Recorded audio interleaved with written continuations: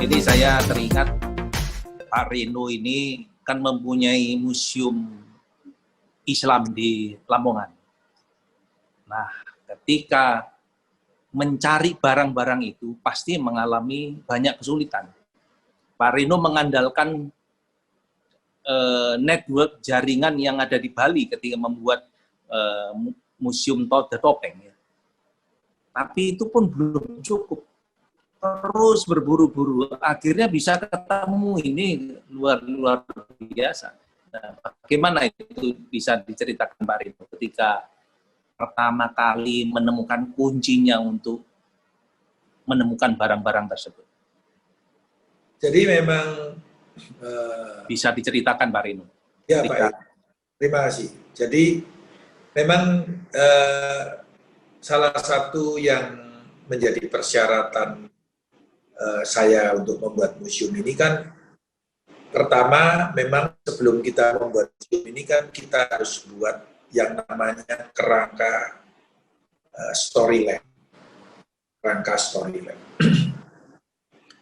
Dari kerangka storyline saya berpikir kalau saya sekedar membuat museum ini, kemudian hanya koleksi-koleksi yang dipamerkan, ini kurang menarik. Karena saya sudah banyak ke museum, museum ini lebih banyak bercerita tentang benda yang diberi keterangan. Sementara saya ini ingin membuat museum ini benar-benar bisa menjadi sebuah storyline. Jadi orang apalagi museum Islam, bagaimana kita harus bisa menceritakan tentang Islam yang Islam Nusantara. Artinya Islam yang memang rahmat, Islam yang ramah, Islam yang damai. Maka kita harus membuat storyline. Dan storyline itu saya awali dari film dulu, bagaimana menceritakan perjuangan Nabi Muhammad dan sifat Nabi. Sifat Nabi itu sangat pemaaf, sifat Nabi itu sangat pemurah. Ya. Meskipun Nabi itu teraniaya, dia harus keluar dari Mekah, dikeluarkan oleh baninya dan mengakibatkan Khadijah istrinya meninggal dan beberapa pengikutnya dirajam dan dianiaya. Tapi ketika dia kembali dengan pasukan yang besar merebut Mekah tanpa pertumpahan darah. Ini yang saya ingin bangun museum itu, kekuatannya pada story. Kemudian dari situ masuk ke sahabat, dan kemudian cermin dari kerajaan Islam yang berhasil dan sangat bagus itu adalah mewakili Eropa dan sebagian Asia dan Timur Tengah pada waktu itu kerajaan Ottoman. Di samping kita menceritakan story-nya, kalau bisa kita punya bendanya. Karena akan sangat mendukung ketika story itu dilengkapi oleh benda, oleh visual. Itu memang bagian dari fungsi museum.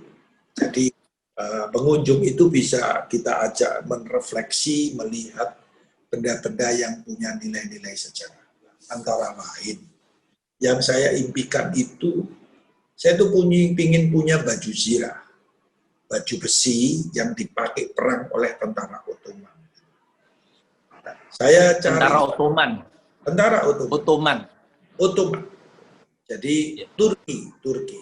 Ini kan menginspirasi. Sebetulnya Islam di Indonesia ini kan adalah Islam yang seperti Turki, Ahlussunnah wal Jamaah. Karena sejarah Islam masuknya ke Nusantara itu diawali oleh Samudra Pasai. Itu adalah mereka kiblatnya ke Turki, persahabatannya dengan Ottoman. Jadi orang-orang para pengajar kita, para guru-guru yang datang ke Nusantara ini kebanyakan mereka adalah orang-orang yang memang diutus oleh Kekaisaran Turki dan khususnya banyak juga mubalik yang dari Asia ya, dari Vietnam dan dari Cina, terutama seperti Sunan Ampel itu dari Kamboja. Maaf, kalau tidak salah Samudra Pasai sebelum abad 10. Ya. Tapi kalau Ottoman abad 15. Enggak, Pak, salah. Abad 15. Ottoman itu mulai abad 12, abad 13. Abad 13. Ya. Abad 13 sampai 16. Ya, 17. 13 sampai 19, Pak. Kalau dia tidak perang sama NATO, karena kekuasaannya begitu luas, Ottoman itu sangat panjang pemerintahannya gitu. Nah, dari Samudra Pasai kemudian diteruskan oleh oleh Aceh kan gitu, oleh kerajaan oleh Sultan Aceh kan gitu. Jadi sejarah kita ini, maka yang saya kembali lagi, saya ingin punya koleksi dari Ottoman. Nah, dalam perjalanannya, ya saya itu lebih mengandalkan pengalaman relasi network. Karena saya ini kan punya banyak kenalan di Eropa, di Bali khususnya, broker-broker antik itu orang-orang Eropa, Prancis, mereka ada di Paris, mereka ada di Belanda, di Swiss, dan lain sebagainya. Ini saya pikir gampang mencari baju-baju tentara Ottoman. Ternyata saya cari terus sampai setengah tahun itu nggak dapat. Karena memang baju-baju ini sudah dimuseumkan di Turki. Dan kalaupun ada itu dikoleksi oleh para kolektor dari Timur Tengah aja, mereka udah berani beli dengan harga yang mahal. Sampai pada akhirnya ketika Museum Islam mau buka kurang sebulan, saya mulai panik. Saya mulai ngomong sama istri saya, ini kok cari nggak dapat-dapat. Sudah telepon sana, telepon sini, cari sana, cari sini, ke broker-broker antik di luar apa semua, nggak ada yang punya. Kemudian istri saya bilang, ya kamu nggak pernah berdoa. Kamu kan terlalu mengandalkan network, kamu terlalu mengandalkan relasimu. Ya berdoalah, minta dengan Tuhan. Ini kan museum yang kamu bangun ini kan museum religi. Kenapa kamu tidak berdoa? Lalu saya mulai berdoa dan kebetulan saya waktu itu ada di Malaysia. Dari Genting saya ke Kuala Lumpur tidak dapat hotel karena waktu itu Lebaran, malam Lebaran. Istri saya coba telepon ke ibunya karena ibunya punya travel. Terus ibunya ngasih satu teman di Malaysia untuk dihubungi, minta hotel satu aja buat kita ke Kuala Lumpur. Karena hotel kita di Genting sudah selesai dan sudah mau diisi orang lain untuk masuk. Jadi kita nggak punya tempat gitu. Nah, akhirnya istri saya waktu telepon ke travel ini, istri saya tanya, ada nggak ya di sini orang yang koleksi barang-barang Islam, mungkin kenalan dari travel atau apa? Saya sempat negur istri saya, loh, kamu ini cari barangnya nanti kok tanya travel, loh, masa tahu dia? Dan istri saya bilang, loh kan tidak ada salahnya, wong cuma tanya saja. Besoknya pihak travel memberi kita kamar, memberi informasi bahwa kamar itu ada, dan kemudian dari situ travel itu bilang, ini ada orang Amerika yang kerja di Shell. Biasanya dia dulu sebelum di Malaysia, dia lama di Kuwait. Tapi sejak Kuwait diinvasi Irak, dia ditarik di Malaysia. Coba saya telepon ya, dia punya nggak teman yang punya koleksi barang-barang Ottoman untuk mungkin mau dijual. Lalu coba menghubungi orang ini, ternyata dia punya. Tapi barangnya di Amerika. Dan ketika kita akhirnya sama-sama tukar nomor telepon, kita bicara, nah, sekarang barangnya difoto, ditunjukkan saya cocok, sekarang tinggal bagaimana cara belinya. Ini juga nggak ketemu. Jadi saya mau bayar pakai PayPal, dia nggak mau. Karena dia tidak mau terima PayPal Indonesia. Dia mau terima PayPal tapi sesama Amerika. Dia tidak mau terima PayPal dari Asia. Dia tidak mau dari Cina, dia tidak mau dari India, dia nggak mau dari Indonesia. Nah, kalau saya suruh melunasi, saya juga keberatan gitu. Karena barangnya ada di Amerika, orangnya ada di Malaysia. Tapi akhirnya semua ini ada jalan keluarnya. Kebetulan saya punya teman di Amerika, di Arizona. Mereka memang kolektor mobil klasik dan mereka suka barang-barang antik. Akhirnya saya minta tolong teman saya ini, teman saya terbang ke California, pergi ke California, dia lihat barangnya, dan langsung dia bayar dengan PayPal dia, barangnya diambil, dibawa pulang ke rumah, dan dari orang ini saya dapat jaringan. Ternyata teman-temannya dia yang tugas di Kuwait, itu dulu Kuwait itu banyak, ada toko antik di sana, banyak. Ada jual helm, ada jual pedang, ada jual tempat buku museum, dan macam-macam. Akhirnya lewat orang ini saya dikenalkan dengan teman-temannya di Inggris, ada temannya di India, ada temannya di Pakistan, dikenalkan. Semua barang-barangnya saya beli, saya bawa ke Amerika dulu.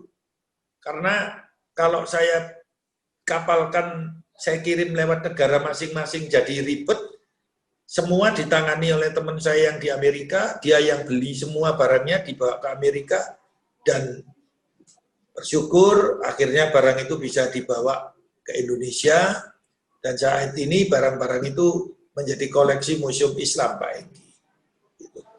Meskipun 2 bulan barangnya baru datang setelah pembukaan Museum Islam. Jadi saya dapat barang itu 2, barang Ottoman sama barang Mughal yang sekarang jadi Pakistan. Nah, sebelumnya saya sudah punya, kalau kitab-kitab yang dari kerajaan Islam, Demak dan lain sebagainya, sebenarnya zaman Mataram saya sudah punya.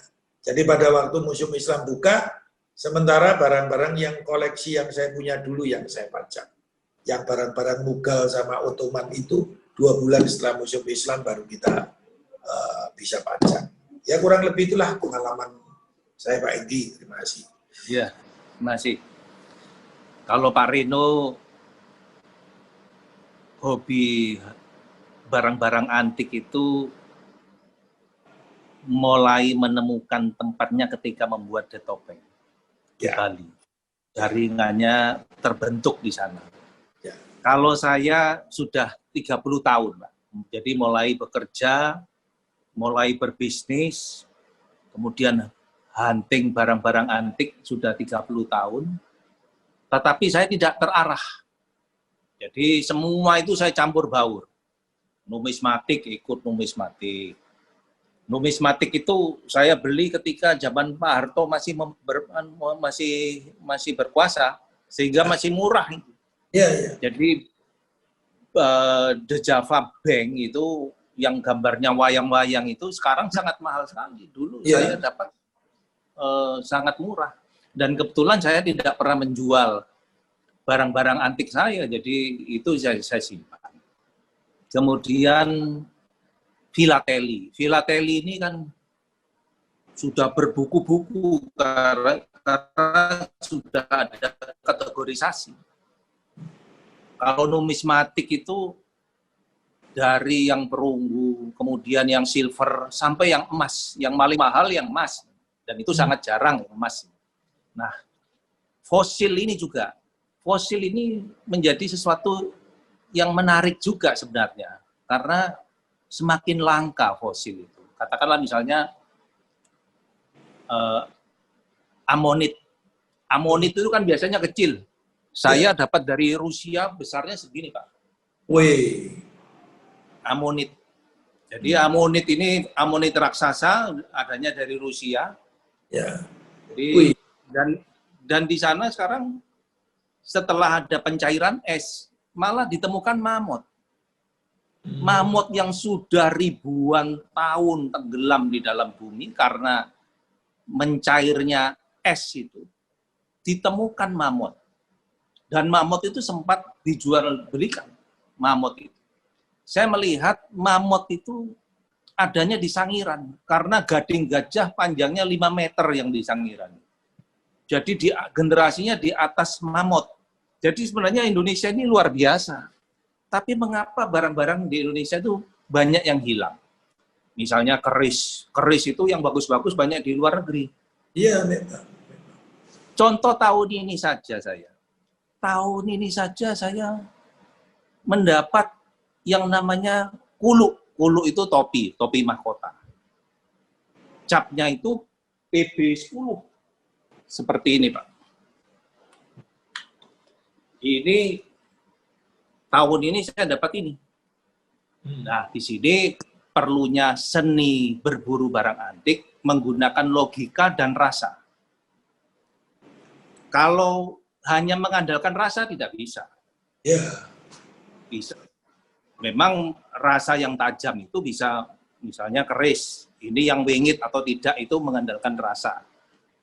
Selain menggunakan logika. Kalau ini juga selain rasa juga logika. Misalnya hal begini. Siapa tahu ini barang palsu. Nah, bagaimana kita mendeteksinya kalau ini barang palsu? Saya melihat kayunya ini tua. Kemudian tutupnya ini dari kulit penyu. Dari kulit penyu. Kulit penyunya ini tua. Jadi kalau misalnya dipalsu itu sudah zaman 40 atau 50 tahun yang lalu memalsu ini. Karena sangat tua. Jahitannya itu sangat detail sekali. Penjahit yang luar biasa baru palsu ini. Ini logonya logo Mojopahit. Padahal ini Mataram. Kemudian sutranya ini zaman dulu impor dan tua sekali. Jadi kalau memalsu zaman sekarang sudah kentara. Karena emasnya ini juga emas tua. Karena PB10 meninggalnya tahun 1939. Kalau hanya melihat baliknya ini ada logo PB10. Di sini ada lagi kulit penyu buat penutup. Jadi kulit penyunya itu dua. Ini kayu. Kayunya tua. Ini tua. Jadi berburu barang antik itu tidak mudah. Bukan hanya mengandalkan logika, tapi juga mengandalkan rasa. Bisa melihat di sini wibawanya gimana itu pakai ilmu rasa. Sama seperti kita melihat kalau berlian yang asli atau yang palsu. Sekarang yang palsu kan keras, tingkat kekerasan 10. Nah, inilah pentingnya ilmu rasa ini. Kemudian, kalau seni barang antik ini, kita harus tahu tempat-tempat di mana kita mendapatkannya. Kalau kita ingin mendapatkan barang antik, itu harus tahu tempatnya. Misalnya saya memborong kamera kuno sebelum Perang Dunia Kedua, itu saya carinya mesti di Praha atau di Budapest. Carinya di sana tempatnya. Nah, selain kita mencari barang antik, seni mendisplay itu penting. Dan itu harus mengkategorisasi barang-barang. Misalnya ini dari Amerika. Cerita tentang Abraham Lincoln. Menariknya itu di sini ada kayu ketika dia lahir. Kayu. Jadi ini disebut relik. Kemudian kayu ketika Abraham Lincoln muda membangun karir. Kemudian terus sampai di kayu di gedung teater di mana Abraham Lincoln dibunuh. Ini seni display di sini.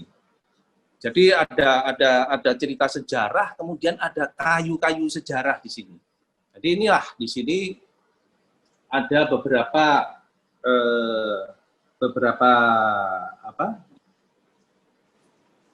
cerita tentang bagaimana kita bisa berburu barang antik.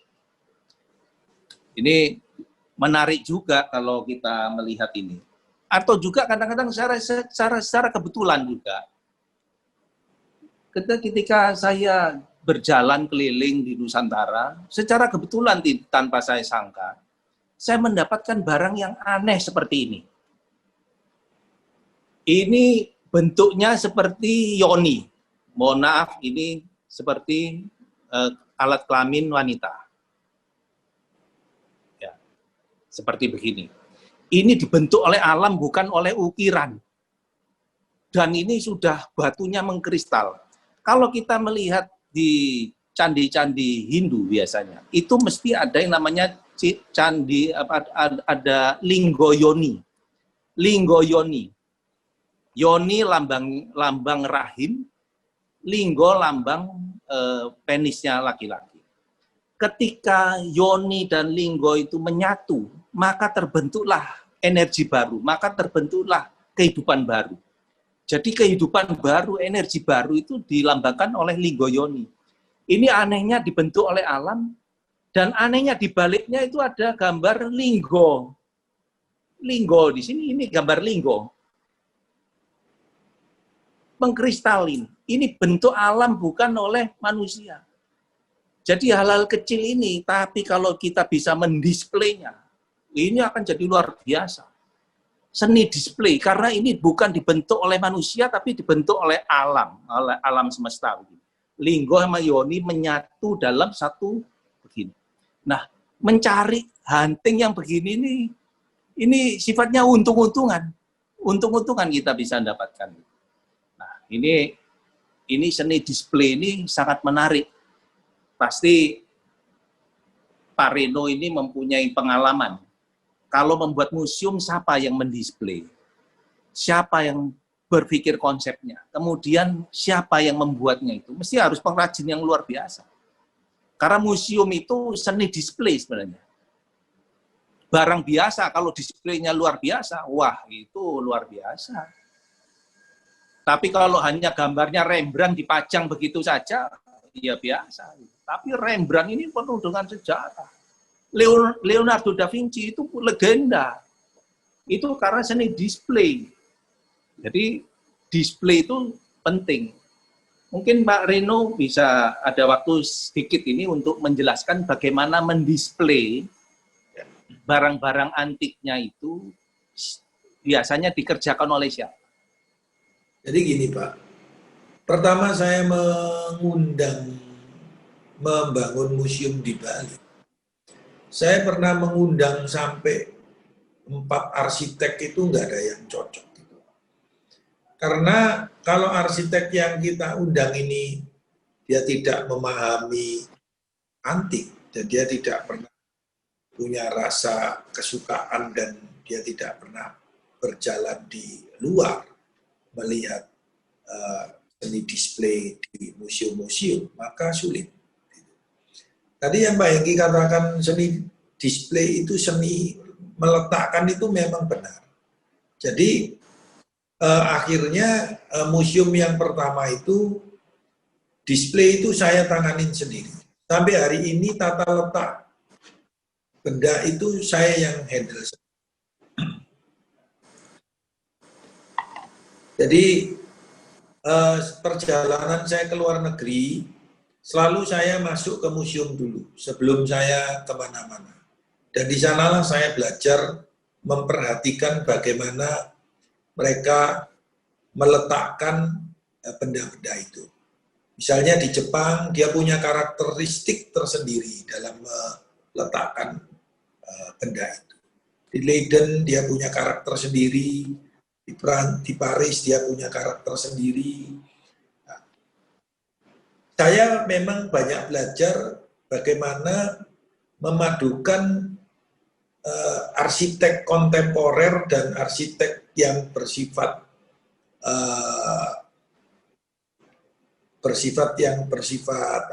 kolonial ya, kolonial. Jadi yang antik, misalnya kayak di Eropa itu banyak yang masih displaynya itu karakternya karakter yang lama, karakter yang antik.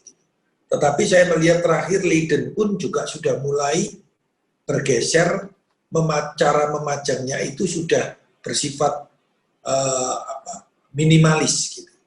Ada satu ilmu yang saya dapat dan saya pelajari. Kalau bisa memajang benda antik itu jangan juga perabotnya atau displaynya itu antik. Kalau bisa display barang antik itu harus bersifat minimalis. Semakin banyak kaca, semakin bebas orang melihat benda ini akan menjadi semakin baik. Karena kalau nanti tempatnya sendiri sudah antik, dipenuhi dengan ukir-ukiran, dikasih macam-macam interiornya yang berat, maka benda ini menjadi tidak fokus, tidak keluar powernya tidak keluar. Jadi barang ini harus diletakkan pada tempat yang memang tidak boleh terganggu dengan interior yang lain. Dan saya melihat yang banyak mengalami kemajuan tentang tata letak interior museum itu di Beijing. Di Cina itu mereka luar biasa. Mereka pandai menempatkan apa yang memang harus ditempatkan sebagai konsep yang antik, apa yang harus ditempatkan pada perpaduan antara yang minimalis dengan yang antik. Selama ini saya jadi banyak saya awasin sendiri, banyak saya pegang sendiri cara memajangnya, meskipun kita pakai arsitek, tapi kita tetap dominan untuk bagaimana cara meletakkan. Karena barang antik ini, cara meletakkan lurus nyamping itu saja punya pengaruh. Kalau barang ini memang lebih kuat seninya ketika kita melihat nyamping, maka itu benda ini tidak boleh diletakkan lurus. Ya. Mungkin sementara itu dulu, Pak. Ya, masih. Jadi ini pembicaraan paling tidak pendahuluan lah, supaya pemirsa itu pasti banyak di kalangan pemirsa itu penghobi berat.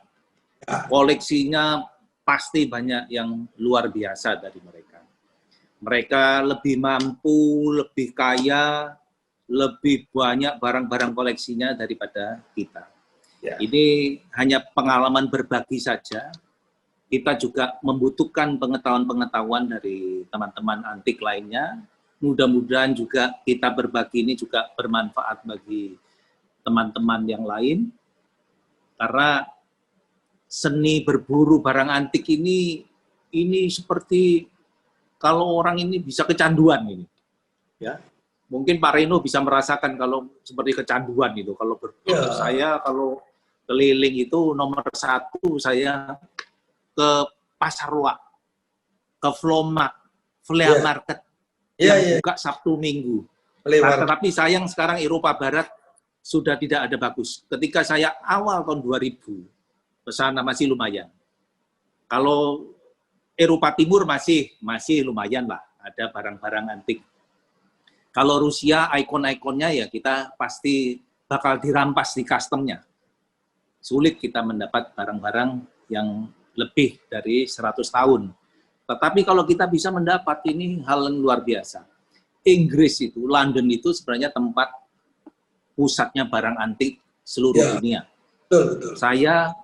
Kebetulan saya mau menunjukkan, saya pernah beruntung dari seorang kolektor yang mengumpulkan medali-medali dari brigade-brigade pasukan Inggris, seluruh pasukan Inggris, dikumpulkan jadi satu. Terus kemudian anak-anaknya tidak mewarisi. Lalu saya lah yang mewarisi. Seharusnya tidak boleh keluar dari Inggris itu. Jadi inilah, seperti begini. Nah, ini. Medali perak ini semua 56. Ini sulit kalau mencari begini. Jadi ini apa? Ini ada dua lapis. Satunya di bawah begini lagi. Jadi ini sangat langka ini. Katakanlah misalnya perak yang seperti begini, kan sulit. Ya. Satu pasukan elit Inggris itu diberi medali 1 yang terbaiknya. Lah ini dikumpulkan semuanya loh. Bayangkan ini dikumpulkan begini bisa mendapat seluruhnya, ini luar biasa. Dan ada sertifikat. Inilah yang namanya keberuntungan. Sama seperti tadi uluknya PB10. Uluk itu kan mahkota. Sama dengan pusaka nilainya. Pusaka itu bisa keris, bisa mahkotanya. Jadi semua itu kembali keberuntungan. Tetapi saya belum punya museum. Mudah-mudahan nanti Tuhan mengizinkan saya bisa seperti Pak Reno, bisa punya museum. Pasti, Pak. Saya pikir itu dulu pembicaraan kita. Sekian para pemirsa, mudah-mudahan ini bisa berguna bagi kita bersama. Terima kasih. Terima kasih Pak Enggi, terima kasih Pak Jil, dan terima kasih semua.